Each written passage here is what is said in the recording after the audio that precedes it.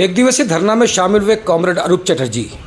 बिहार कोयला कामगार यूनियन के बैनर तले आज झरिया भौरा में एक दिवसीय धरना में शामिल हुए निरसा के विधायक अरूप चटर्जी।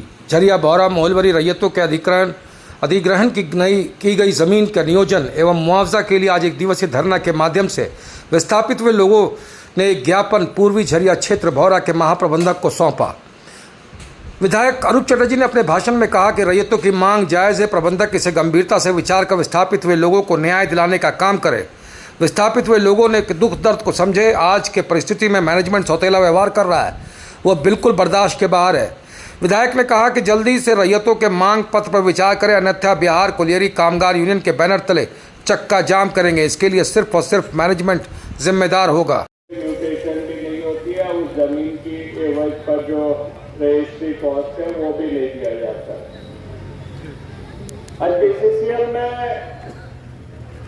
सिर्फ यहाँ 7-8 केस की बात नहीं है।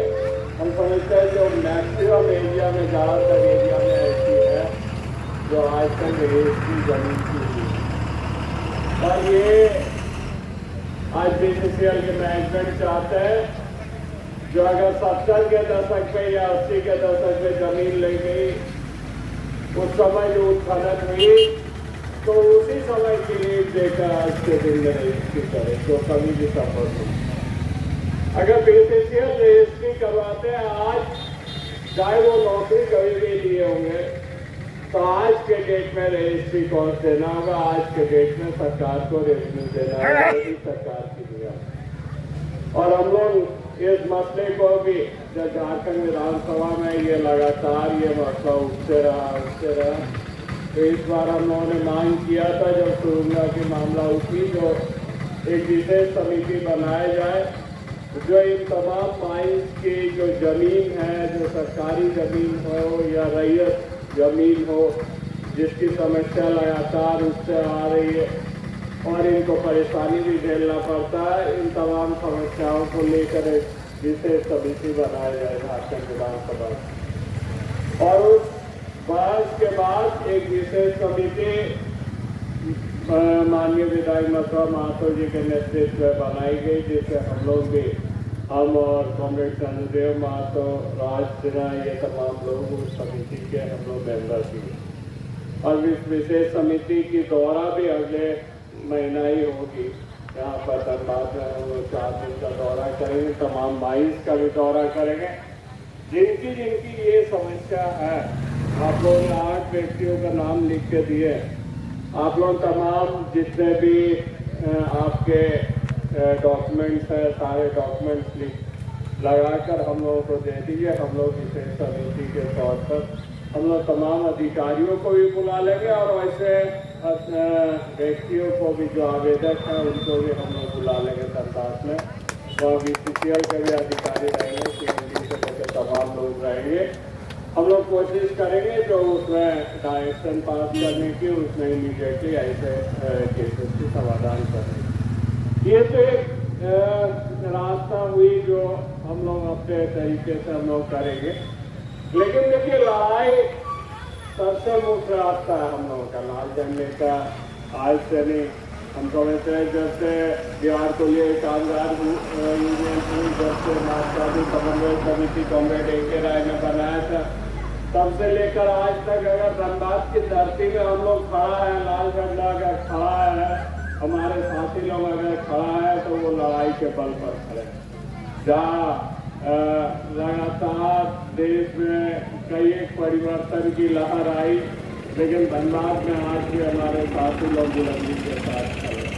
तो ये हम लोग तमाम ईमानदारी के साथ जो हम लोग मजदूरों की सवाल पर हमेशा लड़ाई करते रहे, इसकी एक देन है जो हम लोग आज भी धनबाद की धरती में, कोयलांचल में हम लोग राजनीति कर रहे हैं। तो इसलिए संघर्ष ही हमारा सबसे बड़ा हथियार है। आप लोग संघर्ष कीजिए।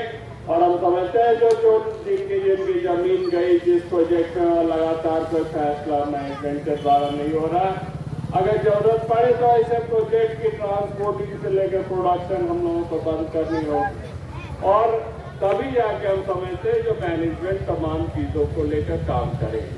तो इसलिए साथियों, आंदोलन का रूपरेखा एक तैयार कीजिए। भविष्य में एक तीखा आंदोलन इस एरिया में भी हो। भावरा एरिया अगर आप थोड़ी पीछे जाएंगे तो भावरा एरिया बिहार कोलिया कामगार यूनियन की जड़ थी, ये बात साथी समन्वय समिति की जड़ थी। लेकिन जब से कॉम्रेंट मजदूरों की जो यहाँ से सारे लोगों की ट्रांसफर होना, यहाँ जो माइंस था BCCL का उन तमाम माइंस को बंद कर देना और आउटसोर्सिंग एक के बाद एक आउटसोर्सिंग को दे देना, ये तमाम चीजों को लेकर आस्ते आस्ते दूसरे यूनियन हावी हो रहे हैं। या आप बोल सकते हैं जो माफिया घराने चाहे ठेकेदार के माध्यम से हो, ठेकेदार भी वही, यूनियन भी वही करते हैं।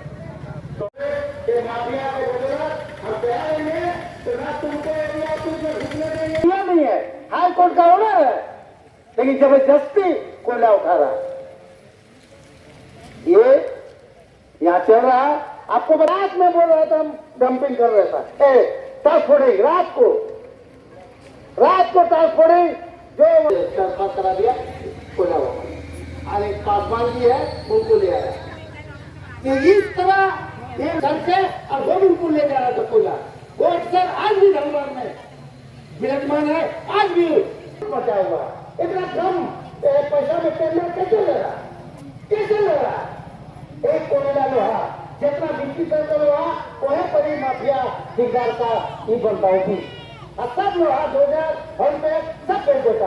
आप आशा लगाए हुए हैं इसे सब लोग पैसा लेके जाके कोई धनबाद में जमीन ले रहा, कोई नागपुर में ले रहा है, क्योंकि इसका बापोती जमीन है नहीं, माफिया का बापोती जमीन है नहीं, दोनों मिलकर लूट रहा। और जिसका बापोती जमीन है वो भटक रहा, रोड में घूम रहा। हमने नूंडी के सवाल में जब रोका, बड़ा सब लोग हम लोग टाइट हो गए।